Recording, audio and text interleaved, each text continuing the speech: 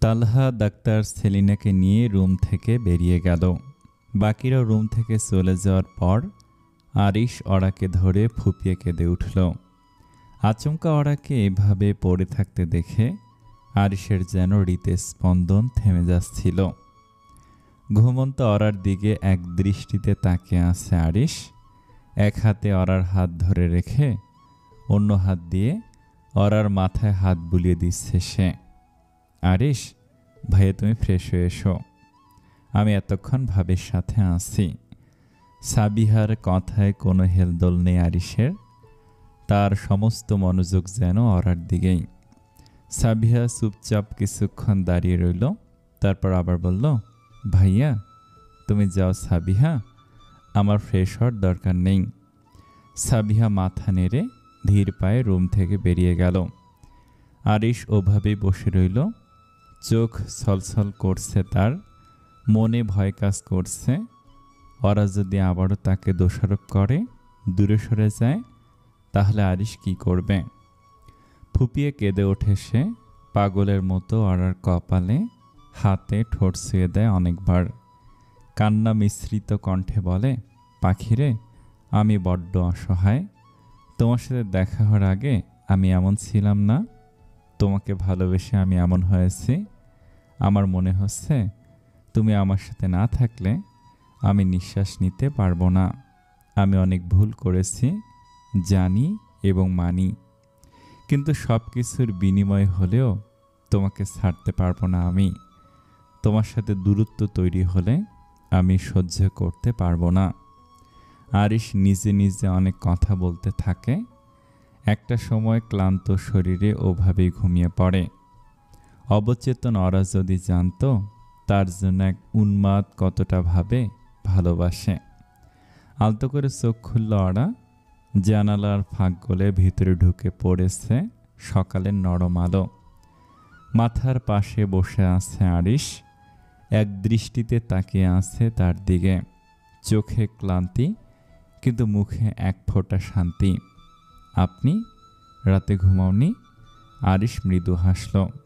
ঘুমিয়েছি, কিন্তু ঘুমানোর সময় চোখ তো বন্ধ হয়েছিল, মন তো না। ওরা চোখ নামিয়ে নিল। একটুখানি সময় নীরবতা থাকলো। তারপর আরিশ বলল, পাখি, ভয় পেয়েছিলাম খুব, কেমন লাগছে এখন? ওরা শোয়া থেকে উঠে বসল। আরিশ তাকে ধরে আছে। এখন ঠিক আছি। ভয় পেয়ে গেছিলাম আবার যদি আমার থেকে দূরে চলে যাও। না, আচমকা বলে উঠল ওরা, চোখের কোণে জল জমে উঠেছে। আমি আপনাকে ছেড়ে কোথাও যাব না। ভয় পেয়েছিলাম আমিও। মনে জমে থাকা রক্তাক্ত স্মৃতিগুলোকে বড্ড ভয় পেয়েছিলাম আরিশ। আরিশ নিজের হাতের তালুতে ওরার হাত রাখল। তোমাকে আবার সেই রাতের স্মৃতি আঘাত করেছে। নিজেকে বড্ড অপরাধী মনে হচ্ছে। এসব বলবেন না, ভুল তো আমারও ছিল। আমিও তো মা হতাম। মায়ের তো সবচেয়ে বেশি দায়িত্ব থাকে, অথচ আমি বাচ্চার কথা না ভেবে আপনাদের ঝামেলার মধ্যে গিয়ে দাঁড়ালাম।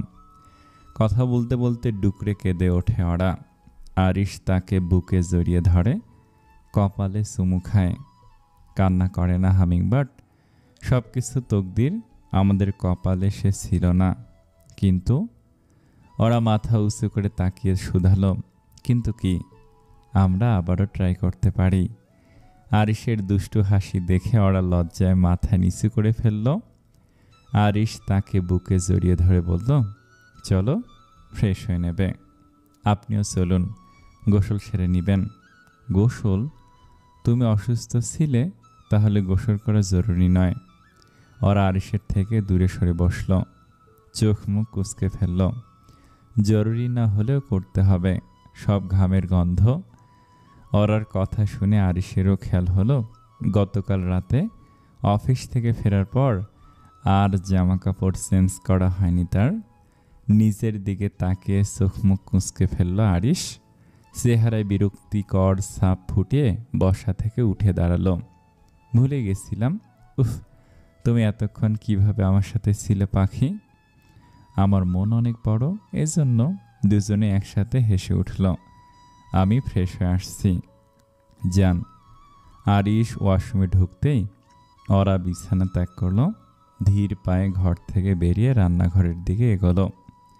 দুপুরের রোদ ঘরের জানালা গলে নরম করে ছুঁয়ে যাচ্ছে ফ্লোর। বাতাসে হালকা গরম ভাব। পাশের রুমে ঘড়ির কাঁটা টিকটিক শব্দ করছে। কিচেন থেকে ভেসে আসছে রান্নার হালকা ঘ্রাণ। রান্নাঘর থেকে তামান্না খাবার গরম করে আনছে। ডাইনিং টেবিলে ওরা বসে আছে। সাবিহার সাথে কথা বলছে সে। আজ আরিশ ঘর থেকে অফিসের কিছু কাজ সেরে নিচ্ছে। ওরাকে রেখে অফিসে যায়নি সে। তাসলিমা খাতুন পাশে বসে বললেন, আজ তোমাকে হাসতে দেখে ভালো লাগছে। এখন শরীর কেমন লাগছে? আলহামদুলিল্লাহ চাচি। যাক, আলহামদুলিল্লাহ। ছেলেমেয়ে অসুস্থ থাকলে মায়ের মন বড্ড অস্থির লাগে। ওরা কিছু বলল না। তার চোখে এখনো অল্প জলের আভা, কিন্তু মুখে একটা দৃঢ়তা। এমন সময় তালহা ও তামান্না এসে বসলো টেবিলে। তালহা বলল, ভাবিমা, ঘুরতে গেলেই মনটা ভালো লাগবে। 2 দিনের জন্য ভাইয়াকে নিয়ে কোথাও থেকে ঘুরে আসো। তোমার রিফ্রেশমেন্ট দরকার। তামান্না চুপচাপ পাশে বসা ছিল। হঠাৎ বলল, হ্যাঁ ভাবি, সাজেক থেকে ঘুরে আসুন। সাবিহাও তালে তাল মিলিয়ে বলল, হ্যাঁ ভাবি, তোমরা ঘুরে এসো। ইতিমধ্যে আরিশ এসে উপস্থিত হয়েছে। সবার কথাবার্তা শুনে কথার সারমর্ম কি সেটা বুঝতে সময় লাগেনি তার। তোমাদের ভাইয়াকে বলবো? আরিশ ধীর পায়ে ডাইনিং টেবিলের কাছে এসে দাঁড়ালো। ওরার পাশের চেয়ারটা টেনে বসতে বসতে বলল, ঠিক আছে, তুমি বললে আগামীকালে যাব। ওরা কেবল মাথা নেড়ে সম্মতি জানালো। সবাই মুচকি মুচকি হাসলো। ওরা চাইবে আর আরিশ তাতে না বলবে, এটা কখনো সম্ভব না। তাসলিমা খাতুন এতক্ষণে খাওয়া শেষ করে ফেলেছেন। তাইলে তাই করো আরিশ, তোমরা ফিরে আসার পরই ওদের 2 ভাই বোনের বিয়ে নিয়ে ভাবব। সবাই খাবার খেতে খেতে কথা বলছে। আরিশ বলল, আমি মেহরাবের সাথে কথা বলেছিলাম, বলল অফিসে কী সব ঝামেলা হয়েছে ওর, কিছুদিন যাক, তারপর জানাবে। সাবিহার মুখটা কেমন মলিন হয়ে গেল। মেহরাব যতই বলুক কিছু হয়নি। সাবিহা ভালো করে বুঝতে পারে সব। মেহরাবের মা একটু অন্যরকম মানুষ, ওনাকে মানানো ঝামেলা। প্রথমে বিয়ের জন্য রাজি হলেও ওনার অপারেশনের সময় সাবিহার না যাওয়াতে বেঁকে বসেছেন। এখানে অবশ্য সাবিহার তেমন দোষ নেই, আবার আছেও বলা যায়। মেহরাব যেমন নিজে থেকে কিছু বলেনি, তেমনি সাবিহাও কখনো তার পরিবারের লোকজনের বিষয়ে তেমন খোঁজ নেয়নি।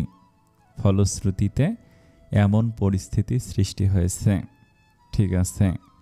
তাসলিমা খাতুন কথা শেষে নিঃশব্দে ডাইনিং রুম থেকে চলে গেলেন। আরিশ ওরার ঘুরতে যাওয়া নিয়ে বাকিরা নিজেদের মধ্যে কথা বলতে থাকল। পরন্ত বিকেল। শহর থেকে কিছুটা দূরে অবস্থিত গ্রাম। সেই গ্রামে এক প্রকাণ্ড বড় বটবৃক্ষের নিচে বসে আছে পলাশ। পরনে তার সাদামাটা লুঙ্গি, সাথে টি-শার্ট। আকাশের দিকে তাকিয়ে আছে সে। মনটা বড্ড খারাপ লাগছে। কতগুলো মাস পেরিয়ে গেল, কত কিছু ঘটে গেল তার জীবনে। মানুষের জীবন বড় অদ্ভুত, কখন কি ঘটে তা বলা যায় না। সময় বয়ে চলে যাচ্ছে, অথচ আজ পর্যন্ত নয়না কোনো যোগাযোগ করল না। ভেবেছিল নয়নাও তাকে পছন্দ করে, ভালোবাসে, কিন্তু তার ধারণা কতটা ভুল সেটা এতদিনে বুঝে গেছে পলাশ। পলাশ? আচমকা মামির কণ্ঠস্বর শুনে আঁতকে উঠল ছেলেটা। বসা থেকে দ্রুত উঠে বাড়ির দিকে এগোলো। মনের ভিতর ভয় তার, হয়তো আবারও তার মা পাগলামি শুরু করেছে। ঢাকার গরম আর একঘেয়ে ধুলাবালির শহরে ক্লান্তি থেকে খানিকটা মুক্তি পেতে এবং ওরার ইচ্ছে পূর্ণ করতে আরিশ সাজেক যাওয়ার পরিকল্পনা করেছে। আগামীকাল সকালে তারা রওনা হবে। সেজন্য প্রয়োজনীয় সব কিছু প্যাক করে নিচ্ছে ওরা। আরিশ বিছানায় বসে আছে। সব কিছু ঠিক আছে? ঠিকই তো দেখছি। আরিশ ওরার দিকে গভীরভাবে তাকিয়ে বলল। ওরা নিজের দিকে তাকাতেই দেখল পেটের শাড়ি সরে গিয়ে কিছুটা অংশ দেখা যাচ্ছে। দ্রুত সেটা ঠিক করে ফেলে ওরা, কিন্তু আরিশ উঠে তার কাছে গিয়ে শাড়িটা আবারও সরিয়ে ফেলল। আপনি ভালো হন। সরি বেবি, যা বলো সব কিছুই করবো, কিন্তু ভালো হতে পারবো না। ভেংসি কাটল ওরা। আরিশ মুচকি হেসে ওরার একটা হাত ধরে টেনে নিল নিজের দিকে। তারপর সেটি আলতো করে অরারই পিঠে চেপে ধরল। তারপর সে অরার ঘাড়ের ওপর থেকে চুলগুলো সরিয়ে দিল এক পাশে। আরিশ, এখন কাজ করছি। আমিও কাজ করছি ডার্লিং, ইটস ভেরি ইম্পর্ট্যান্ট। হাল ছেড়ে দিল ওরা। আরিশ তার ঠোঁটের উষ্ণ স্পর্শ ছড়িয়ে দিল তার ঘাড়ে। আউস, আরিশ লাগছে আমার। অসাবধানতাবশত আরিশ একটু কামড়ে ফেলেছে। দাঁতের চাপে ঘাড়ে লালচে দাগ পড়ে গেছে। ব্যাপারটা বুঝতে পেরে আরিশ সঙ্গে সঙ্গে ওরাকে ছেড়ে দিল। ওরা মুখ গোমড়া করে রইল। সরি পাখি, আমি আসলে বুঝতে পারিনি। আপনার স্বভাব আর বদলাতে পারলেন না। মাঝখানে যে কিছুদিন রেহাই পেলেছিলাম, আপনার স্বভাব আর বদলাতে পারলেন না। মাঝখানে যে কিছুদিন রেহাই পেয়েছিলাম, এটাই অনেক। ওরা এমন কথা শুনে শব্দ করে হেসে ফেলল আরিশ। যাক, অবশেষে তুমি আমাকে মেনে নিয়েছ। ড্রেসিং টেবিলের সামনে থেকে ফার্স্ট এড বক্সটা নিয়ে এলো আরিশ। চুপচাপ এসে দাঁড়ালো অরার পেছনে। তারপর এক হাতে তার চুল সরিয়ে দিল কাঁধের এক পাশে। ঘাড়ের লালচে দাগটা দেখে তার চোখ খেলে গেল অনুশোচনা। সরি পাখি, আজকে একটু বেশি হয়ে গেল। মৃদু স্বরে বলল সে। কথা না বলে ওরা বসে রইল। আরিশ হাতের আঙ্গুলে একটু মলম নিয়ে ঘাড়ে আলতো করে লাগাতে লাগলো। তার স্পর্শে ওরা শরীর কেঁপে উঠল এক অজানা শিহরণে। ঘাড়ে মলম লাগানোর সময় আরিশের মুখটা খুব কাছে চলে এলো। তোমাকে ব্যথা দেয়া আমার ইচ্ছে ছিল না পাখি, কিন্তু তুমি জানো আমার ভালোবাসা এমনই বিষাক্ত। ওরা ঠোঁট কেঁপে উঠল, কিন্তু কিছু বলল না। চোখে তার এখনো অভিমান। আরিশ তখন খুব ধীরে ঘাড়ে একটা চুমু খেলে দিল। ইটস ওকে, কি আর করার, এরপর থেকে এমন করলে দাঁত ভেঙে ফেলবো। ওরার কথায় হাসতে লাগলো আরিশ। ওরা কিছু বলল না। আরিশের সাথে কথা বলা বন্ধ করে আবারও লাগেজ গোছাতে ব্যস্ত হয়ে উঠল সে। ভোর 4টায় অ্যালার্ম ঘড়ি বেজে ওঠার আগে ওরা উঠে পড়েছে। গতকাল রাতেই সুটকেস গোছানো, তবুও মনে হচ্ছে কিছু ভুলে গেল না তো। আরিশ ঘুম ঘুম চোখে দাঁড়িয়ে ব্রাশ করে ফ্রেশ হয়ে রুমে এলো। ওরা দাঁড়িয়ে সব কিছু দেখছে। ঢাকা শহরের ব্যস্ত সড়ক এড়াতেই সকাল সকাল বের হবে তারা, কারণ সকালবেলা তুলনামূলক রাস্তা ফাঁকা থাকে। সব কিছু গোছানো হয়েছে। আমি হালকা নাস্তা তৈরি করে সাথে নিচ্ছি, আপনি রেডি হন। তোমার সাথে যা নেওয়ার নাও, আমি শুধু তোমাকে নিয়ে যাচ্ছি, বাকিটা ভুললেও চলবে। ওরা মুচকি হাসল শুধু। ভোর 5:30টায় তারা বেরিয়ে পড়ল। রোদের ঝিলিক এখনও ওঠেনি, আকাশ কেবল ফ্যাকাশে হয়ে উঠেছে। গাড়িতে বসে ওরা জানালা দিয়ে বাইরে তাকিয়ে আছে। শহর এখনো ঘুমিয়ে। আরিশ ড্রাইভ করছে, পাশের সিটে ওরা হালকা ঘুমে ঢুলছে। রাস্তায় চলতে চলতে কুমিল্লা পর্যন্ত এসে নাস্তার বিরতি, পরোটা, ভুনা মাংস আর গরম চা। ওরার চোখ তখনও আদৌ ঘুমে, কিন্তু মন ফুরফুরে। জানেন, আমি সাজেগে কখনো যাইনি, বলল ওরা। তাহলে তো ভালোই হলো, আমার সাথে প্রথম যাবে, মুচকি হেসে উত্তর দিল আরিশ। দুপুর নাগাদ তারা পৌঁছে গেল খাগড়াছড়ি হয়ে সাজেক যাওয়ার রিজার্ভ জিপ স্ট্যান্ডে।